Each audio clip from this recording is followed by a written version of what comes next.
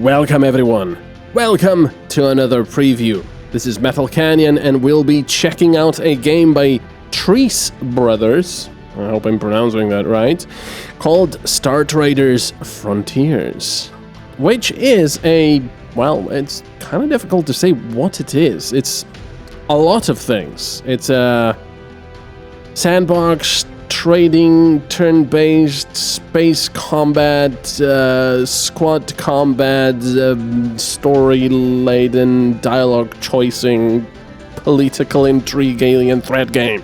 Is that right? I don't know. I just made it up. Yes, this game is quite complex.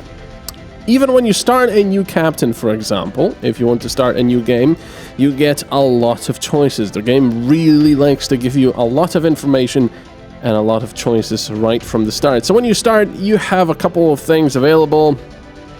Actually, ignore the last one because that's one I made. But of course, not really knowing anything about the game when you start, you don't really know exactly which things might be important. Because, like I said, there's a lot. So Corsair, like Pirate, Explorer, Bounty Hunter, and Smuggler are the basic ones, but you've got quite a few more templates in there. So, for example, you've got Merchant, Military Officer, Spy, Zealot. So quite interesting stuff, but of course you can fully customize all that stuff yourself.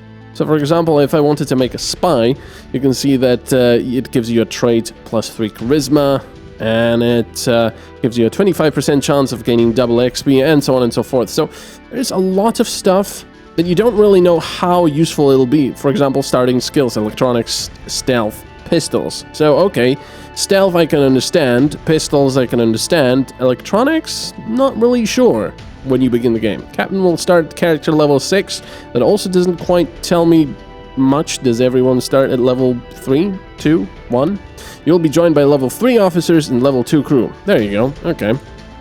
So let's go for the ship. This is where it gets interesting. You want to select a ship, and there's quite a few available, but as you can see, these are all locked because I think they're too heavy? Wait. No. Never mind, sorry. No, these are locked. These ones are locked because they require various conditions to be met, which you gain by playing the game. And I've heard that a lot of these conditions are quite grindy. Anyway, each of these classes gets a certain amount of money to spend on a ship. So, for example, I don't know, if I wanted a Stellar Falcon, it's a little bit over our budget. But I can get the Guardian Interceptor, which will cost us 375,000 of our 375,000 budget. And I believe if you don't use all of the budget, it goes into your actual pocket. So you can use that any way you see fit in the game. We receive 20% of any remaining budget as a starting bonus. Oh, there you go. That's what it tells you. Dragoon Cruiser. That looks pretty cool. Anyway, you know, I don't really know much about these ships, so I usually read what the description says. A staple of heavy lift, merchants, and orbital operations. So that's how you'll begin the game, by actually reading the description and deciding on what you want. So for example, if I wanted the Guardian Interceptor, bristling weapons platform, that sounds pretty good. Let's take that. Contacts. Now this is where it gets even more complex. There are allies who are willing to help you, owe you a favor, or have access to important goods and services. So you select 4 contacts that you like to have. I don't know why it even gives you more than, 4 choices. I don't think it allows you to create a character. But it's also nice because the little text at the bottom then tells you 4 of your contacts offer missions. So all of these will offer missions. 2 of these will offer access to trade permits. 1 of these will offer black market, special recruits, intelligence data, and new contacts. So it's pretty cool. At a glance, it already shows you. And I think, if I may say, this is one of the sort of downsides of the game.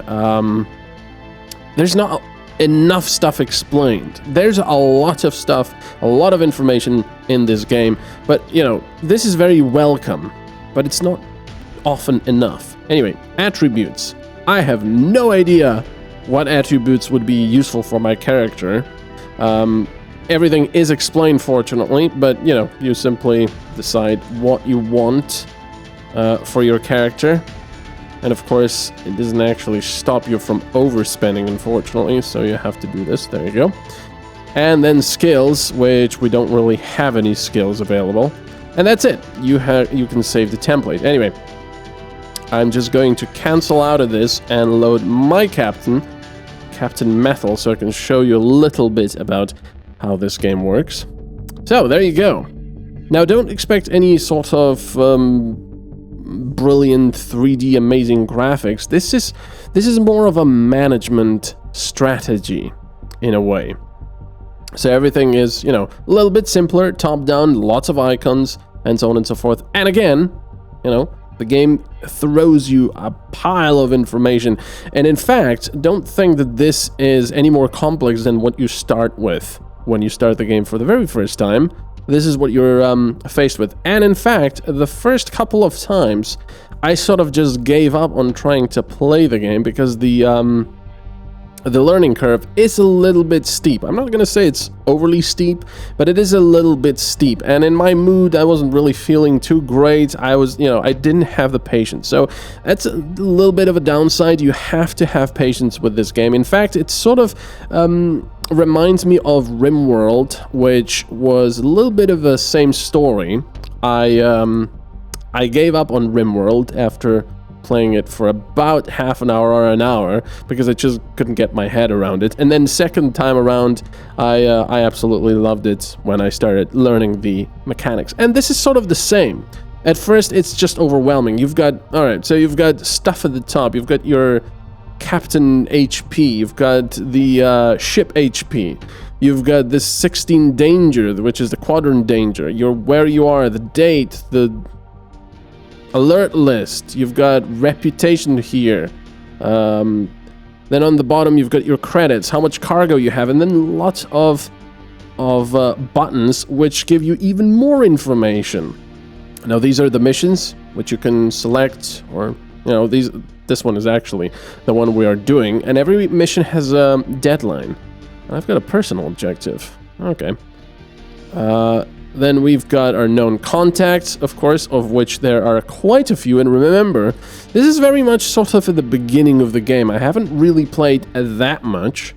This is one of the first guys you sort of meet who will give you missions. But yeah, this contact list is just going to expand, which is why they probably give you a filter. Look at this stuff. It's like, oh my god, I only want to select, you know, people from this faction, or people you favorited, for example. These are the stars, or just commanders, you know, military rank. It's insane. And of course, each contact has their own reputation towards you, and they also have various services they offer you, and it tells you where they are, what kind of influence, traits, and so on and so forth they have, and connection to other contacts. So for example, if you're doing missions for this faction, for example, and maybe they don't like that other faction or that other contact, you will decrease your reputation with the other contact. So it's always a juggling thing. Then over here we've got pretty much like an encyclopedia, tariffs, resource rush, and so on. These are actually, sorry, not encyclopedia, these are rumors. It tells you about, you know, opportunities, for example. So here, resource rush, all goods and rare reward cards gain a plus 20% chance to appear while exploring, and so on and so forth. So, you know, you can try to make some extra money by following these rumors, but of course they might be just rumors, I believe. Over here we've got faction politics, which is yet another layer of political game in the game. Duel of Assassins, Sadar is winning by 1 point. Half of the stuff I just haven't wrapped my head around with, because just like in real life, when you're a small fish, you're not really that interested in politics or, you know, get involved, even though the game does throw you right in the middle of some pretty serious political games. So there's the Star Atlas. You get all the landing zones in this sector, I believe, of which there's quite a few. You can see that every landing zone has a lot of icons to them, which you will have to learn mousing over them doesn't really tell you anything. Oh, it does. I lie. There you go. Like I said, lots of extra stuff in this game that I haven't found out yet. So, for example, we can refuel here, which is very important. We can repair here, but the reputation is too low for them to allow us to use their, you know, medical staff. And spice as well. Spice is sort of like having your crew leave offshore for, you know, have a shore leave for like a beer or something, except that it's spice. You've also got the galactic map. So we're here at the moment and we're going that way. We'll have to jump twice to do that, which will use quite a bit of fuel. So the world is quite expansive, in a way. We can consult our officers. The quadrant map shows all of the sectors in the quadrant, and the hyperspace gates that connect them. Here the captain can consult charts, review faraway quadrants, and plot courses to distant stars. Our knowledge of rumors, contacts, and missions are all shown for each quadrant in this view. So, these are, I believe, rumors. That little target thingy means that this is where our mission, one of our missions, takes place.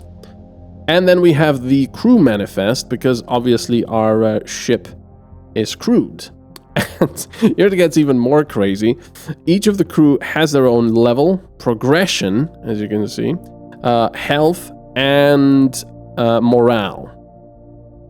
Let's go back. And of course, each of these people, no matter whether they're yourself or one of your officers or just one of the crew members, each of them will have their own separate stats, skills, traits, talents, and jobs. So it gets pretty crazy. Now remember, also, because this game is turn-based, it includes ship-based combat and also squad-based combat. So if I look at let's look at one of the guys. I don't know, let's just look at us. Initiative range, where the cunning slip hideout. Okay, I cannot show you that right now because nobody is leveling up, but basically combat, squad combat sort of works like in oh, what's that game called? Oh bloody hell, I've forgotten now. Let's navigate in the meantime. Uh-oh. Pirate contact. Well, time to show you some ship combat. So, first of all, it shows you, you know, their mass, range, and so on and so forth. So, mass, I don't know. I think it's about the same as ours, or maybe more. Target's Clan Zarin, identifying as pirate. Contact disposition appears extremely hostile. They're preparing to attack. So, we can only surrender and, you know, be looted, or we can fight, which, of course, we're going to fight. More information! Now, the ship combat is also turn-based, of course, and in here you don't really get any time units or anything like that. You get reactor points. So based on your reactor, this is how many things you can do in combat. We're currently at maximum 5 range, and this is where I wanted to say that squad combat also works in a similar way, range-based and position-based. So for example, right now, we can only use these two weapons. As you can see here on the bottom, there are little stars, which tells you where the weapons are effective and where the weapons have a minimum range. So for example, we're at minimum range now. That's the red star, because we're 5 away. And if we were 4 away, that's the optimal range to attack. That's where they would be the most accurate and do the most damage. So for example, we could shoot here, and each of these will use 2 reactor points. So if we shoot both of the torpedoes, we'll have 4 reactor points left, and we can also advance to try to get closer for 4 reactor points. But we can also use some of our crew talents, which we will. We'll want to do evasive maneuvers first to buff ourselves with 25% defense, 5% shield, 5% armor for the next 3 turns, which is pretty good because you don't want to get shot up much. Now these guys have a little bit more hull health, more shield, and a little less armor, so that's alright. And they're a lot slower than we are. Now, the cool thing is, and of course there's also morale, the interesting thing is, unlike usually in sci-fi where shields are the first line of defense, here it's the other way around. It's armor first, and then shields. Not really sure how that works, but there you go. Let's end our turn. We've got all our reactor points spent. We've got our talent, which we want to use, and let's do this. Now, to get more talents to use in... Ow, ow. Shot everything. I mean, hit everything. Wow, they hit absolutely everything. That sucks. Now, we've moved forward, and indeed, we are at 4 range. Sometimes it seems that the enemy ship can also try to retreat, and you won't really get closer to them. So, we want now to use these. Let's see. Yeah, we want to use the Archangel Railgun, the Imperator PC-1 Plasma Cannon, and the other railgun we have. We're not going to move for the moment. We could try to move, actually.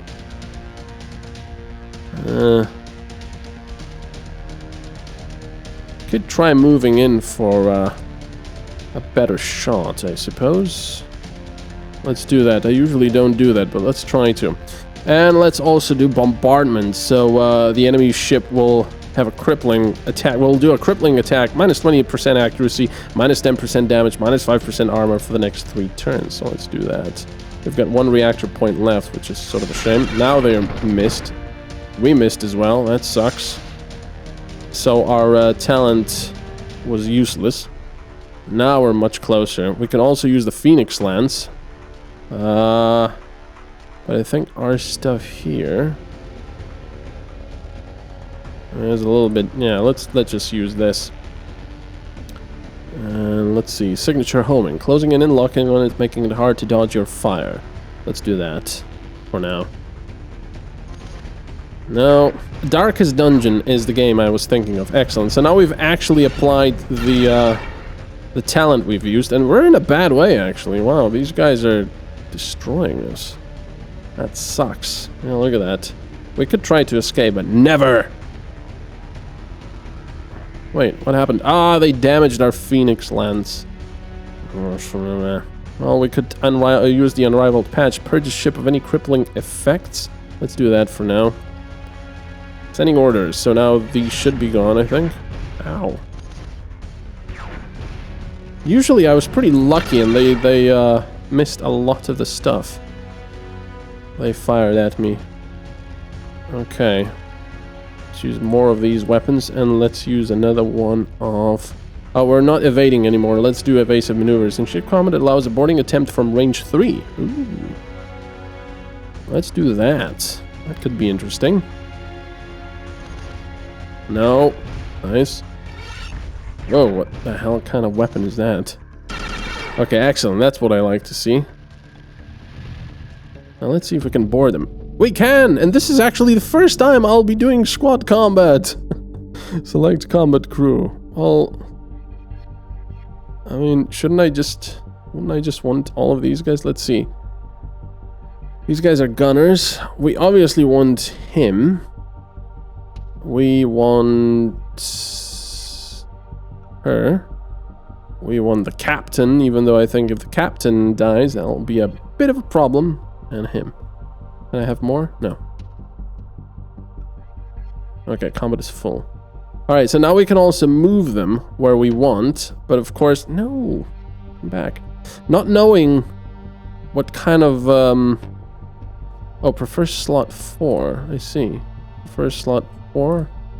Prefer slot 2. Brilliant. So that's gonna be great. Okay, there. Prefer slot 2. That's gonna be great. Let's try to fight like this. So now, just like in Darkest Dungeon, it's position-based, and of course it's turn-based combat. Now this is the initiative score, this is the weapon piercing. Let's see, 10, ooh, they got 40%, we got 42% there, and armor deflection. It's not too bad. Okay, open fire, auto-granted, attack for carrying a pistol. Well, that's a typo. Costs weapon and initiative to use. Refocus, ends turn and restores HP and morale. And move. I don't want to do that. Surrender, blah, blah, blah. Okay, well, open fire! That was it. That's not very good. Refocus. I can go again? I suppose I can go again. There we go. Alright, refocus, open fire. They don't really have any special talents at the moment. What is she doing? What is that? Active effects, discipline. Okay. Pinning shot. In crew combat, crippling pistol attack, successful hit, pins target, and causes -1. And open fire. Let's do that. I think he's almost dead, though. Let's try that again. Nice. That one's gone. So it's fairly simple, but also pretty cool. I really like the fact that it's turn-based. In crew combat rifle attack, it's 2 targets. Nice. Not really sure what that was. Rash courage. Doesn't really tell you what exactly that does. Just pinning shot. I think we're gonna win this just fine. Let's go for this one then. Ow, ow, ow. Pinning shots. Turn 3! Yeah, we're gonna take the ship. Now, if we were to win ship combat... Nice. If we were to win ship combat, we would get a few options of what to do with the ship. We could let it go, we could hold him hostage for a ransom, there we go. Our combat crew launched a devastating boarding assault and were victorious over the enemy defense. We may choose up to 2 boarding aftermath effects, such as sabotage their ship, panicking their crew, or using a boarding talent from our combat crew. Of the enemy, none survived. Our squad has still 4 standing. So we can either depart and retreat to our ship after striking our follow-up blow. Okay, so the crew experiences should be on the top, really, but these are the choices. Depart, sabotage enemy ship, or panic. So the enemy's passenger cabin is near enough to strike from the point where we scored our victory, will cause 30 to 80% damage and may disable the mission cargo component. Terrified enemy crew suffers managed for... No. Okay, so let's sabotage the enemy ship. And panic them. Okay, we can do all. Let's depart. So, it's not over yet. We still have to fight them, but they're at quite a disadvantage now. So let's try bombardment. They still have a chance to destroy us, but they're a lot less accurate now. Come on. Oh no, come on. Ah, missed everything! Horrendous. Okay, come on. Bombardment, please.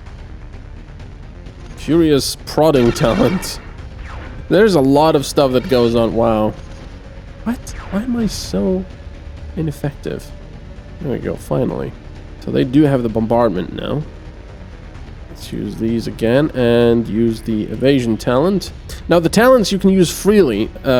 You can only use them once per combat. I mean, as many times per combat as your crew's talents are numbered.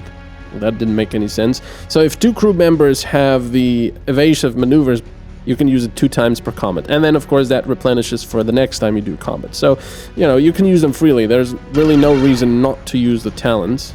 Good, they're missing, and I'm missing, which is not good. Oh my god! I have never missed so much before. Quite annoying, and those debuffs that happened from the boarding are probably going to go away soon. Softening our target increases damage. Oh yeah, I wanted to do this. Let's do that. Come on. Now the one thing is, as a new player, there's really not a lot of things, not a lot of information that the game gives you that really makes it obvious if you're, you know, out of your depth or not. So, for example, I still don't know whether these guys are a lot more powerful than us or not. I don't think they are. We're sort of par. But it's a bit odd. Let's see, sharp steering. Don't want that for now. Come on, hit them. Our morale is pretty low. That's not great.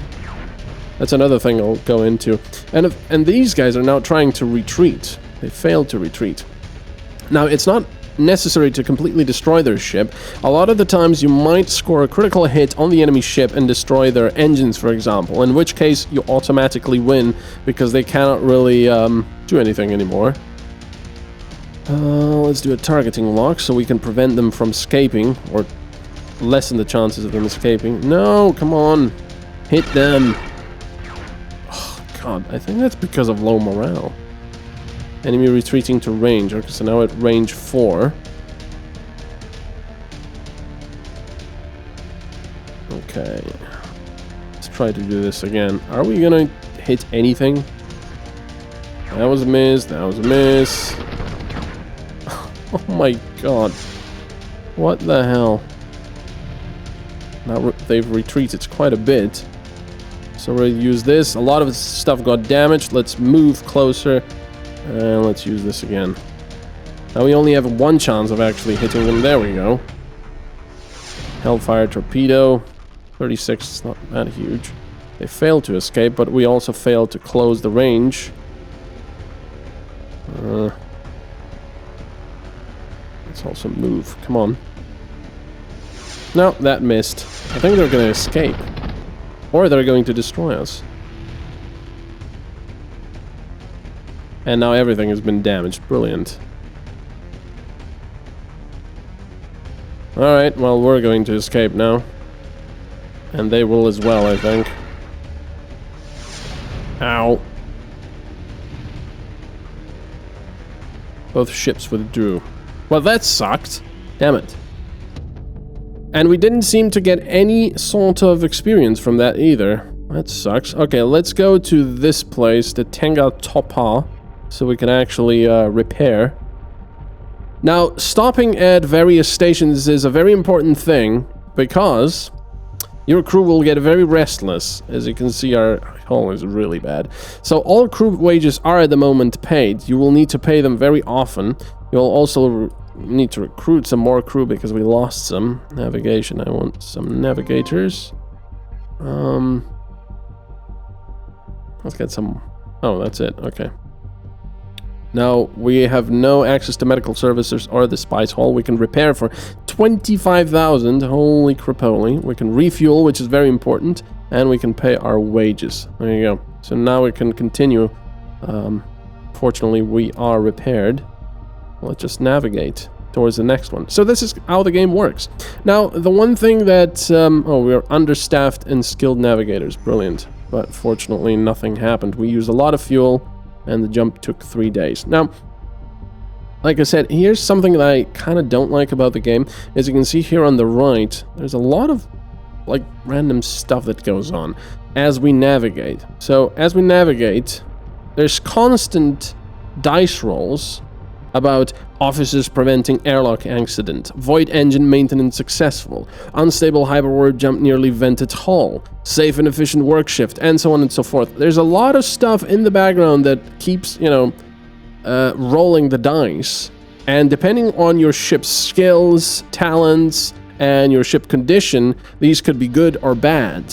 So right now we're just getting good stuff, but a lot of the times you'll also get bad stuff. I should have parked over there. There we go, life support malfunction. I should have gotten some fuel there. We'll be kind of... Okay, we can go there and we can repair and refuel.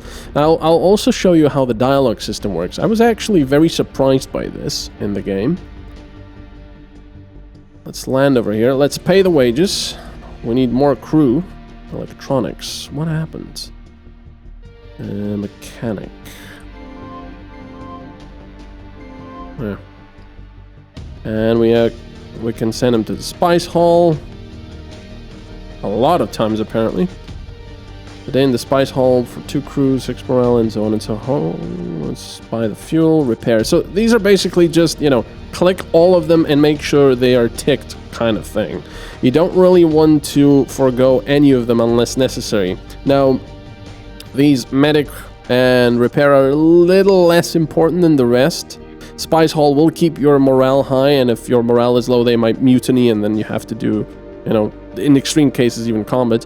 You have to pay their wages or the morale will tank. You have to recruit, otherwise you'll be understaffed. Refuel, you just absolutely have to, otherwise you'll be dead in the water. But, you know, healing up they can do on the ship slowly, I think.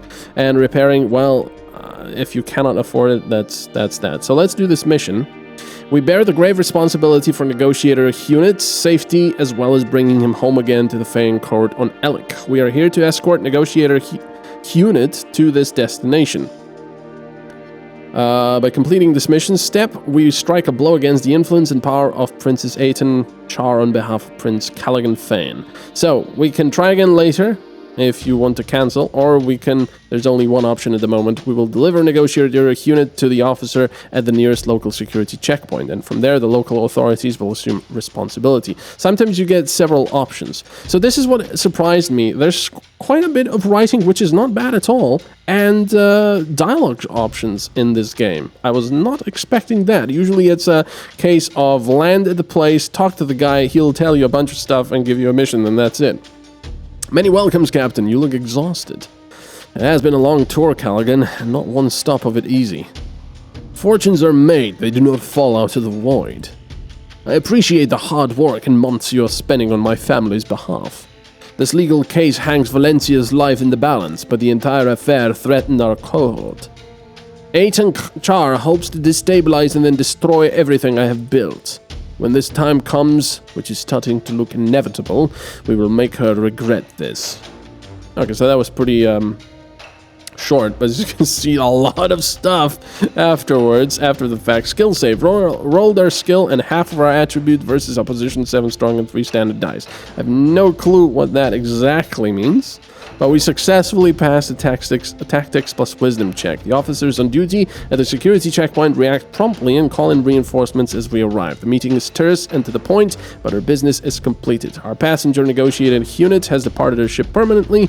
We have been paid 19,000 for our part, respected by our peers, Princess Aten, and so on and so forth. So, and reputation, and it even says, even talks about the influence of this person that we had, and our mission has taken 3 days.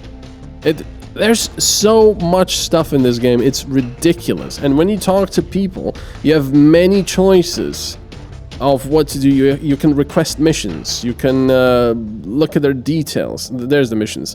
You can try to climb the hierarchy of their faction. You can request a trade permit or an edict or a pardon if you're some kind of a criminal, or you can introduce have him introduce you to other contacts he knows, and so on and so forth. There's just so much of this game, and of course there's also selling and buying of cargo. And the nice thing about this is, as you can see over here, water purifiers, it will tell you exactly if you'll be making a profit or not, depending on how much you bought the water purifiers for at the place you bought them for. So for example, the scrap will be making a little bit of a profit, not much, but I can get rid of it anyway.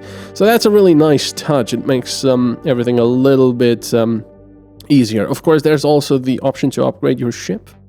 So if you want to upgrade the, Void engine, you can do so, but of course everything is very expensive, at least for the moment, for the poor me. But, a lot of this stuff might improve your combat ability. So as you can see, all of these do have 8 reactor points, but this one has 23 speed. So a lot more speedy, but less agile, as you can see. So probably speed 22 agility would help in evasion. Or if I wanted, I don't know, torpedoes and stuff like that. There you go, there's more weapons you could choose here. Hydra missile ray, Aerotech missile pod, there's a lot of it. Medical chamber. Oh well. Anyway, so this is definitely a game for someone with patience and someone who wants a much more complex and sort of involved strategy game. So yeah, it was quite an interesting journey here. I hope you've enjoyed this preview. This is MetalCanyon, and we've been looking at Star Traders Frontiers from Treese Brothers. Have a good one. Bye-bye.